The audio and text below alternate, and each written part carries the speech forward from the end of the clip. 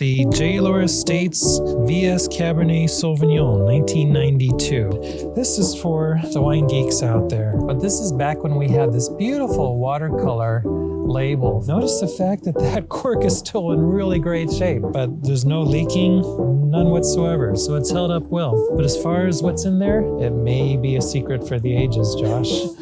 This whole place is amazing. I'm a history buff, and it's literally bottled history on every single shelf. Hey everyone, I am really excited because today we are with President and CEO Steve Lohr of J. Lohr Vineyards Wines, and he is taking us through the archives of J. Lohr. And my name is Josh Baldovino. I'm the marketing manager at J. Lohr, and this is Dave Muret, who is our senior marketing director. So Steve, I'm really excited. What can we expect?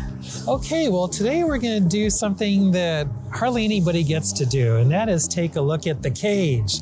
The cage is actually where we store almost every bottle of wine, or an example of every bottle of wine that we've ever made, going back to 1974. And so Josh and Dave, this will be something that we'll be able to take a look at and see how our style of label has changed over the years. Different appellations, different brands, maybe that existed in the 90s and early 2000s, and how we don't do those anymore as we focus more on J. Lohr. So there'll be a lot to take a look at. Dave, what are you most looking forward to finding inside the archives? The oldest bottle I can find, plus some of our original Estates wines and some of the Vineyard Series wines that I've seen the labels, but I haven't actually seen the actual bottle. Okay. So really excited to see some of that. And I'm excited for whatever bottle we may be able to taste in the future.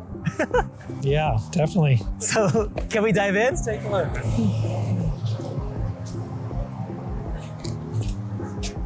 So that 50 years ago, when your dad said, hey, we're gonna start a winery, like in your mind, what did you imagine? And did you imagine this 50 years later? Okay, well, so truth be told, if we back up just 2 more years to 1972, when we were planting, he didn't necessarily think about creating a winery.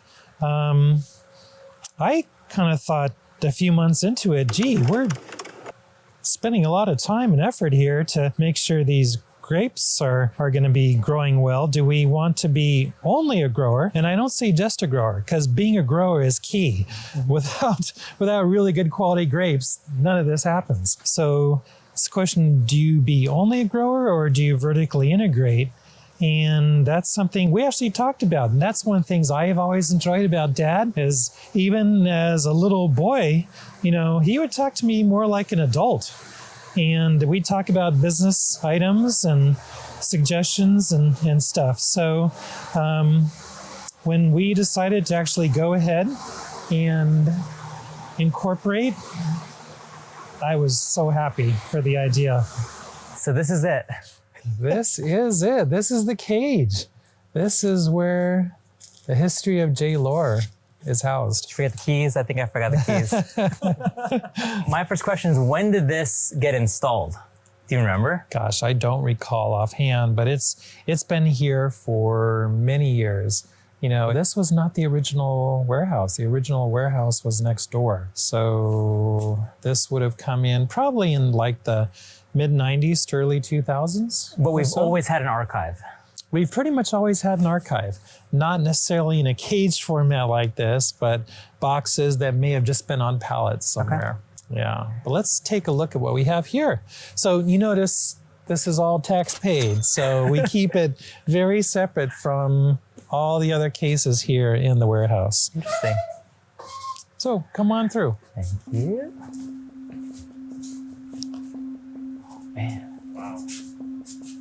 How do you decide what goes in a just real general sense, what goes in and what doesn't? Because obviously we don't have a case of everything we've ever made in here. Although it's pretty close, but you're right, not everything. And Scott Wright is the one who actually manages it. Okay.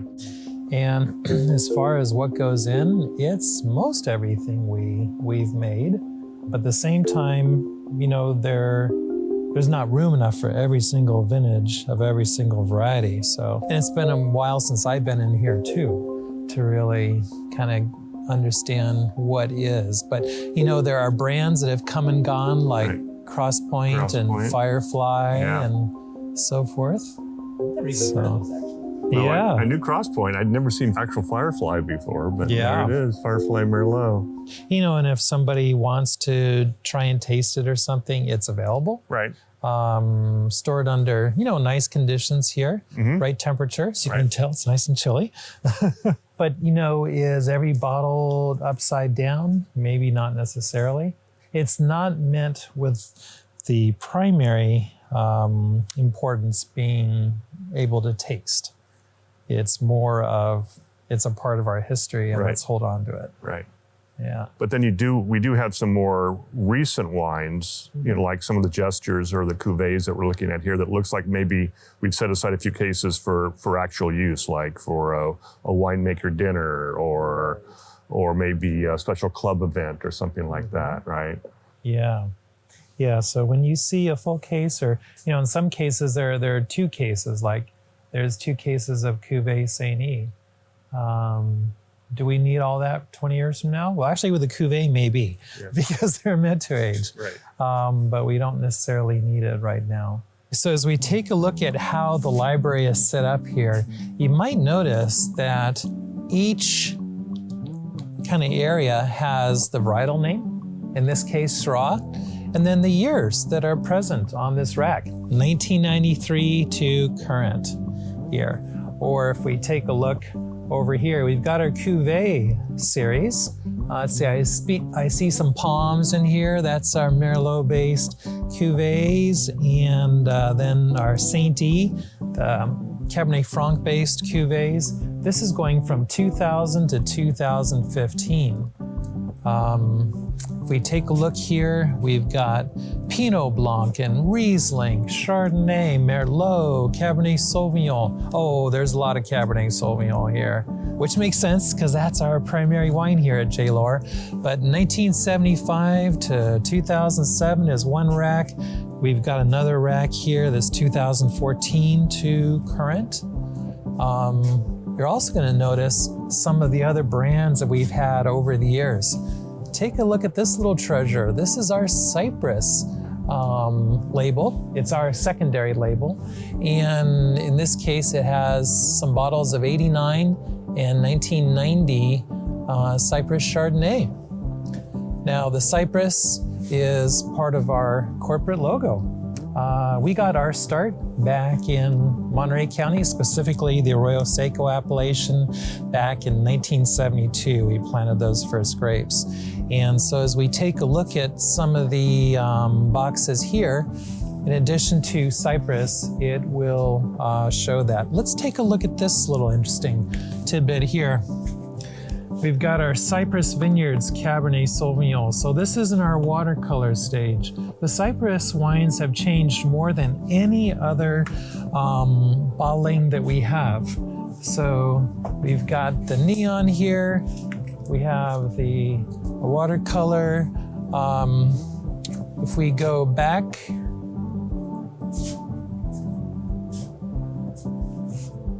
cool. Yeah, so I'm looking for the Cypress with the block colors. Oh, and here's some Ariel free. How cute is that? Non-alcoholic wine. Okay, well, while you look at that, I just have a random question. Mm-hmm. There are different brands through the course of J. Lohr. Yeah. How many are there? I see Firefly, which I've never heard of before. Right. I've heard Cypress. Yep. It's Ariel. What else is there? Over the years, we've had a number of brands. Right now we think of primarily J. Lohr, and the great majority of what we produce is J. Lohr. But we have our secondary label, Cypress. That's meant to be the more affordable, the banquet style wine for certain restaurants and such. You won't find that out much in retail. We have our Ariel, which is our premium de-alcoholized wine. But over the years, we've also tried other things.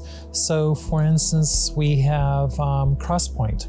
So Crosspoint was a brand that we had in the early 2000s.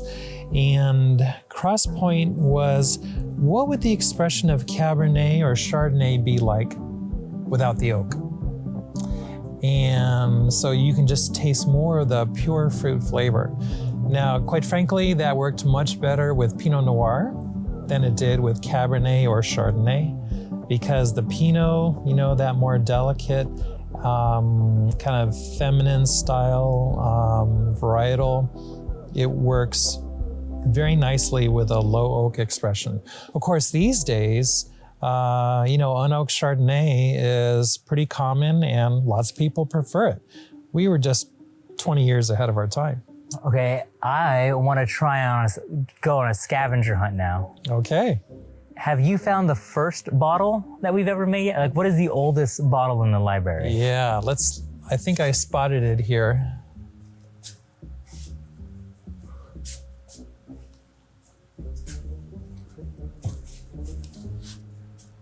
Yeah. So as we look back to kind of some of the older parts of our library here, let's go see if we can find out our very first bottle. I think there's a good possibility here.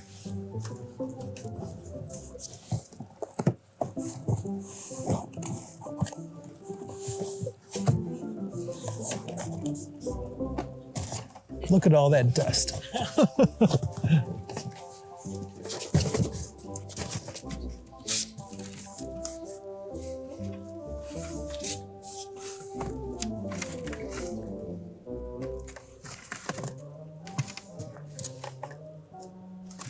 Oh, and the other thing is these old bottles have a lot of soot on them, so be careful if you start touching them.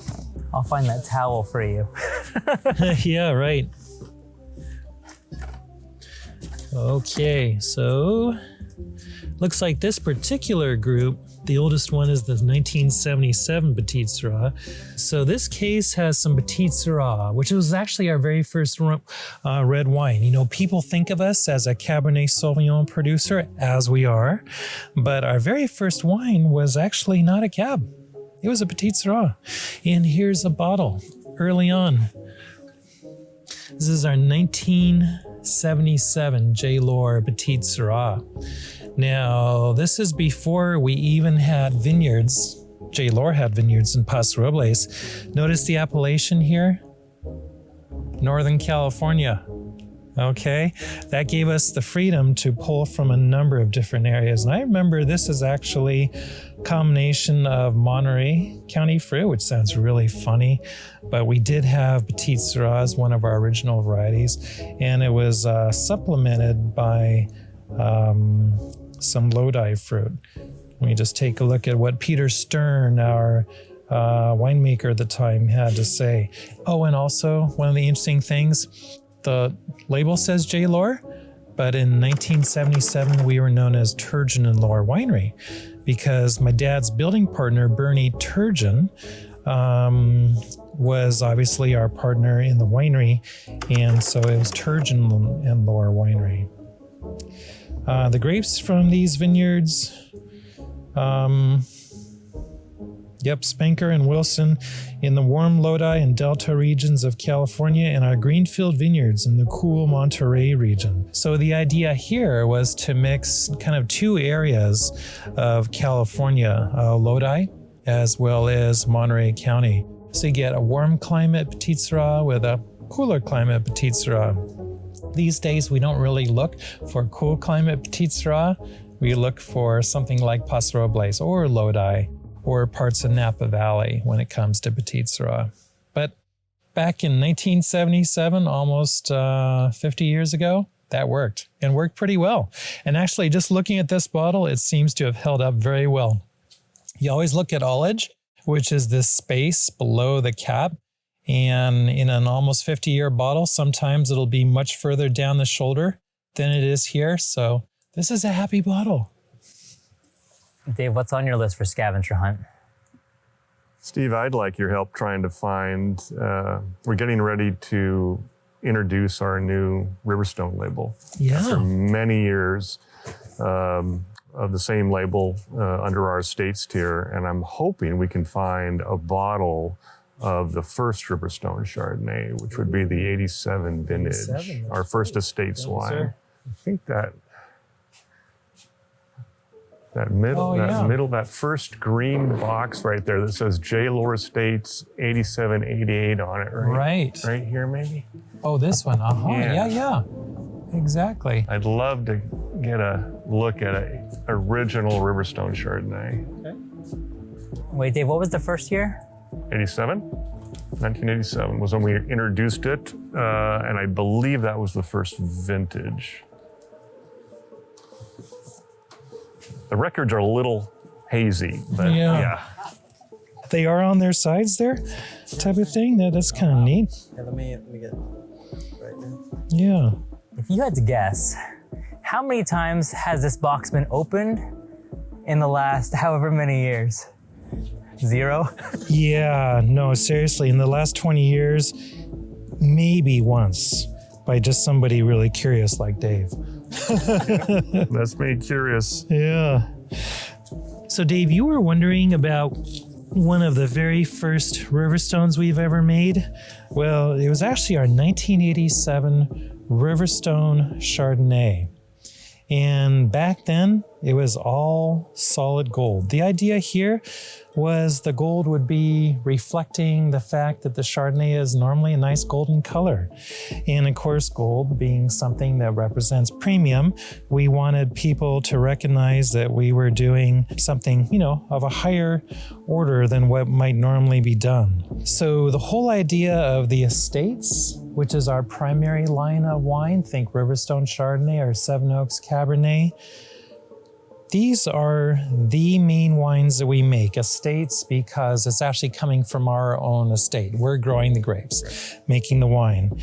And here, back in 87, the Arroyo Seco appellation, which was established in 1983, was so new, it really didn't have any meaning. Muret, which is a much stronger name. So we don't have any reference to the fact that it's Arroyo Seco like we do today. But it was grown in the Arroyo Seco. It was grown in the Arroyo Seco, exactly. Yep. So this is the very first bottle of Riverstone. Very first vintage. Very first vintage, that's right. One of the country's most favorite white wines. Yeah, nice to see how well it's held up. Here, it's obviously a little dusty and stuff, but you'd expect that for a almost 50-year-old wine, or 40-year-old wine in this case. All right, Steve, in 87, you said? 87, yeah. You remember any events or anything fun about 1987 for you? Oh, 1987. So 1987, what's special about 1987 for me is that I was at Stanford from 1980 to 1985 to work on my 2 degrees in civil engineering and economics. Took off 2 years to go build a subdivision in Saratoga, which was something that I did for a number of years after graduation. But then in 87, 88, went back to Stanford, finished up those 2 degrees. So not only was this a fine year for Chardonnay, but it was a fine year for me. Okay, now, as you put that back, Steve. Yeah. Did you have to convince Jerry at all to let you take a gap year? Oh, yeah. No, actually, Jerry didn't need any convincing. It was my mom. So she was afraid that if